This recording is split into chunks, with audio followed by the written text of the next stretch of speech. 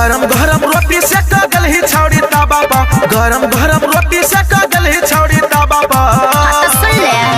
कूद गेलिए दाबा प कूदा गेलै मर्दा बाप कूद गेलिए दाबा प कूदा गेलै मर्दा बाप कूद गेलिए दाबा प कूदा गेलै मर्दा बाप गेल रही बाज छौड़ी के करा बुला बापा गेल रही बाज छौड़ी के करा बुला बापा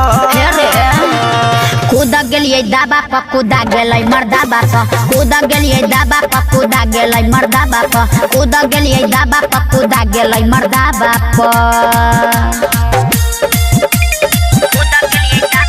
म्यूजिक बाय मंटू मनीष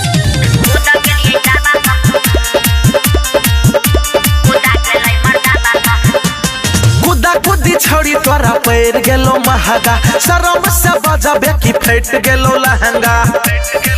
हत सुले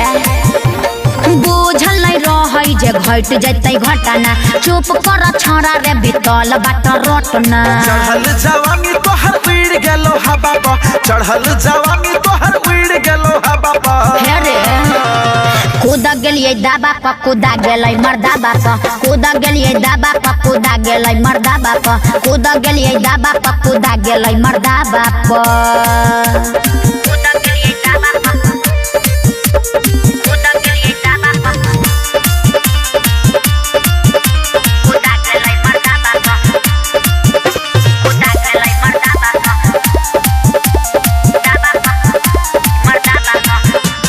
नथिया छटुटल गे झुमका छटुटल के करा बथानी तोहर ओढ़नी छटुटल